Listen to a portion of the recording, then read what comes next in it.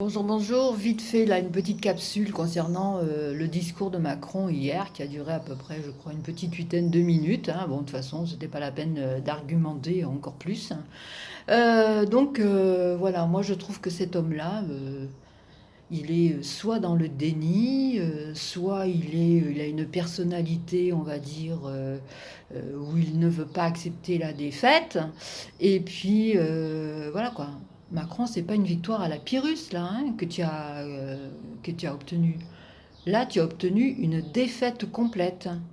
Donc, quand il dit que, en fait, il faudrait que l'opposition veuille savoir jusqu'où elle veut aller, ah mais non, ah mais non, il faut pas renverser les rôles, hein.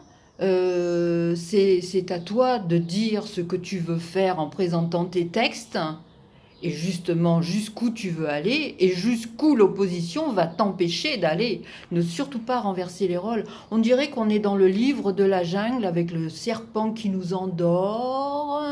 Dors bien, hein. Et puis, mais sauf que là, les Français, ils sont vachement bien réveillés, quoi.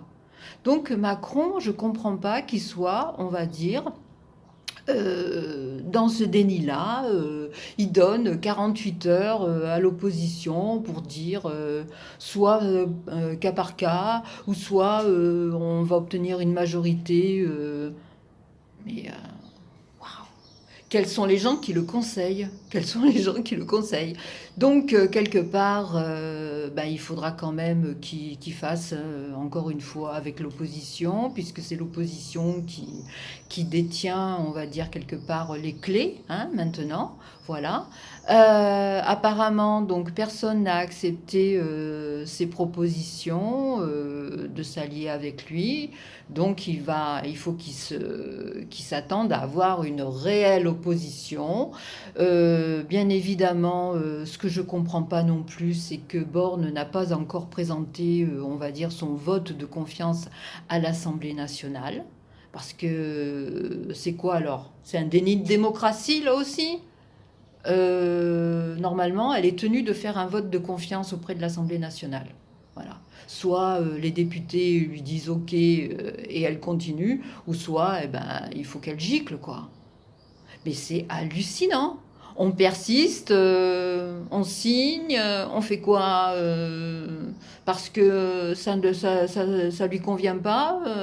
C'est comme un enfant, c'est comme un enfant, je vous dis, qui est vachement capricieux, qui va se rouler par terre jusqu'à ce qu'il obtienne ce qu'il veut. Sauf que là, il pourra pas obtenir ce qu'il voudra parce que il y a une opposition. C'est fini. Là, le fait de dire et de faire, hein, terminé. Donc il y a quand même des technicités au point de vue, on va dire, parlementaire, auxquelles il va devoir se plier. Voilà. Donc Macron, je suis désolée pour toi. Il ne faut pas se cacher derrière le petit doigt. C'est fini. Tu ne pourras plus faire ce que tu voulais faire. Voilà. Donc après, comme je vous disais hier, que va devenir quelque part Davos, enfin ce nouvel ordre mondial qui voulait mettre voilà, qui voulait mettre en route, Ursula von der Leyen, qui a certainement dû envoyer les condos à Macron par rapport à ce qui s'est passé au Légis. Comment ça va se passer, quoi? Puisque l'opposition va mettre un stop, notamment aussi, si j'ai bien compris, pour le pass sanitaire. Il va y avoir des discussions, ce pass sanitaire. À quoi il a servi, ce pass sanitaire? Il sert à quoi? À empêcher des gens qui ne sont pas vaccinés ou même ceux qui sont à moitié vaccinés d'aller à l'hôpital se faire soigner ou en consulte. C'est ça la démocratie actuelle. Donc voilà. Alors Macron, il croit qu'il a toujours les clés en main, mais manque de bol, il lui manque la voiture. Voilà. Donc, bah, c'était mon petit regard sur le fameux discours d'hier, de vouloir renverser, on va dire, la vapeur. Non, non, l'affaire est pliée là. C'est lui qui va être obligé de se plier aux desiderata du peuple à travers les députés qui le représentent. Voilà. Donc s'il n'a pas compris ça, moi j'estime qu'il aurait dû démissionner. Hein. Ça aurait été honorable de sa part s'il avait démissionné. Mais bon. Alors ça c'est encore autre chose, il démissionnera pas. Alors vous entendez aussi, il y en a qui disent oui, il va laisser aller jusqu'au pourrissement. Mais non, ça va pas le faire ça non plus. Les Français ils sont pas bêtes, hein. Ils savent très bien que ce qu'il est en train de mettre en route, c'est pour épuiser l'opposition. Mais non, mais non, mais non. Il épuisera ni l'opposition et ni les Français. C'est fini. Voilà. Donc, il va falloir qu'il change de stratégie et de ligne stratégique. Voilà. Donc, mais moi, ça m'a tué. Hein. Quand il renverse la vapeur, quand il dit en fait, t'as l'opposition, c'est comme si c'était l'opposition, il a perdu, mais c'est comme s'il avait gagné, et il met, on va dire, l'opposition face à des responsabilités. Oui, mais ça, c'est en rêve, hein, parce que les responsabilités, c'est toi qui les as. Voilà. C'est toi qui en es rendu là par rapport à ta façon de faire de la politique, et encore de la politique. C'est un bien grand mot.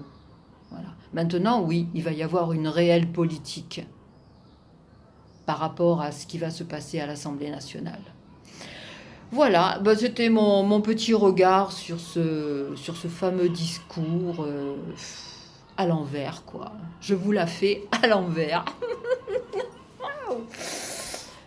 Il est fort? Non, il n'est pas fort du tout. Il n'est pas fort du tout. Voilà, là, c'est son coup, il a raté. Et c'est triste qu'un homme comme ça, qu'on dit si intelligent, se comporte de cette manière. Très triste.